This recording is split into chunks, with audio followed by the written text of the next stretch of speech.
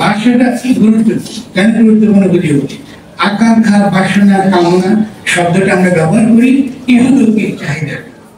এটা ঠিক আছে, ইহলৌকিক চাহিদা, আমাদের ইহলৌকিক অনেক চাহিদা আছে, কামনা, বাসনা, আকাঙ্ক্ষা খুব আছে। কিন্তু যেটা আমরা খেয়াল করতে হবে শব্দটা কিন্তু অভিপ্রায়। অভিপ্রায় শব্দটা এসছে উইল থেকে, জনগণের সাংস্কৃতিক অভিপ্রায়। এটা আইনি শব্দ এবং এটা রাজনৈতিক সাহিত্যে এই শব্দটা ব্যবহার হয়। বাংলা আমরা এটা ব্যবহার করি, কম বেশি বাংলাদেশ শব্দটা পরিচিত হয়েছে। আমাদের সংবিধানের মধ্যে এই শব্দটাই আছে, জনগণের অভিপ্রায়ের বড় অভিব্যক্তি, এটা আমাদের সংবিধান। তাহলে এই শব্দটা এই যে শব্দ বন্ধ, এটা অত্যন্ত গভীর। তার মানে জনগণের অভিপ্রায়ের বড় অভিব্যক্তি, এটাকে গণতন্ত্র, এটাকে কিন্তু গণতন্ত্র।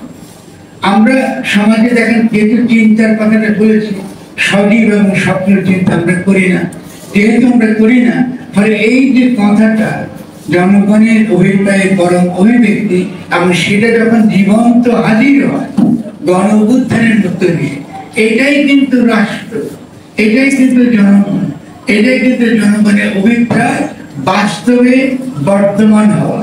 এই অভিপ্রায়কে বাস্তবায়িত করেছে কারা? সাইদ কি মুগ্ধ কি যাদের কথা বলেছে, প্রায় 1000 মানুষ জানা অজানা শহীদ জীবন দিয়েছেন, অনেকে পঙ্গু হয়ে কাতরাচ্ছেন, অনেকে এখনো চিকিৎসা পাচ্ছেন না, অনেকে হয়তো আমরা চিনি না। তাহলে এই যে জনগণ আসলো সামনে, হাজির হল, নিজেকে বিলিয়ে দিয়ে সে একটা রাষ্ট্র কায়েম করতে চাইল, এবং সেই রাষ্ট্রটা গণ, গণ শব্দটা গণ, এখান থেকে গণ কাম।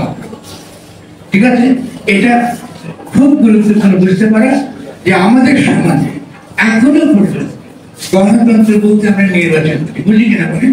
আমি এটাই বুঝি যে নির্বাচনের গণতন্ত্র, নির্বাচনের সঙ্গে গণতন্ত্রের কোনো সম্পর্ক নেই। আমরা এটা কি কথা, আমরা শুনছি নির্বাচন নির্বাচন, আর আপনি বলতেছেন গণতন্ত্র না। সমস্যা কি জন্য? কারণ গণতন্ত্র হলো রাষ্ট্রের একটা ধর্ম। আপনি বাড়িটা বানাবেন, বাড়ির রূপটা এটাকে বলে গণতন্ত্র। বাড়িতে কি করে বাস করবেন ওটাও নির্বাচন। যে বাড়ির এখন কে প্রধান হবে, কে চালাবে, কে বাজেট করবে, কে খাওয়া কিনবে, কে বিতরণ করবে, ঠিক আছে, কে শাসন করবে, এই যে নিয়ম ঠিক করা, একেবারে সরকার। দেখতে পাচ্ছেন আকাশ পাতাল। তাহলে বাড়ি ঠিক নেই, আপনি কি সরকার চাচ্ছেন, কৃষি সরকার চাচ্ছেন? সেটা আমরা বারবার বলছি, গঠন গঠন গঠন, কনস্টিটিউট করা, গঠন। তাহলে এই শব্দটা যদি আমরা স্পষ্ট না বুঝি এই ধারণাগুলো, তাহলে কিন্তু আমরা মারাত্মক রকম ভুল করবো।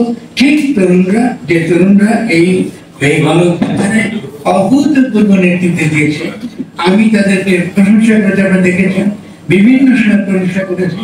কিন্তু যেহেতু এই যে তত্ত্বগত দিক, এই জানার দিকটার মধ্যে মারাত্মক রকম অভাব আছে, এই অভাবটা আজকে আমাদের একটা খুব বড় ধরনের বিপদ দিয়েছে।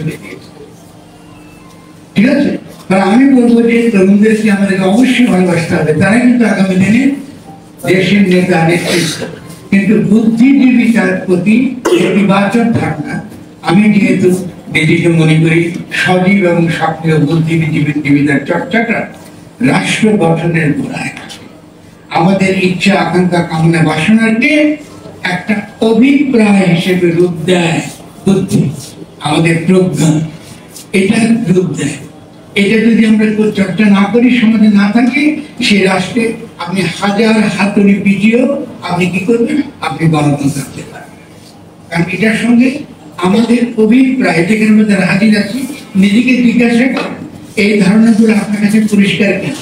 যদি আপনি মনে করেন এই ধারণাগুলো আপনার কাছে পরিষ্কার না, তাহলে আপনি নিশ্চিত থাকতে পারেন আপনি যা পাইছেন, আপনি যা ওঠে যাবেন, আপনি যা আপনি যেমন প্রজা তেমনি প্রজা।